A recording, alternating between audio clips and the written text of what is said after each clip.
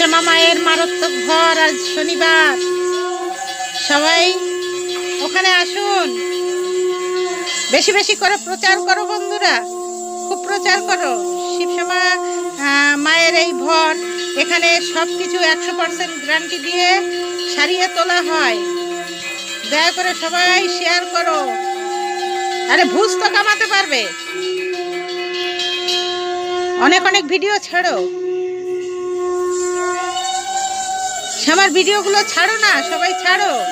আরে ভালো ভিডিও কিছু ছাড়ো।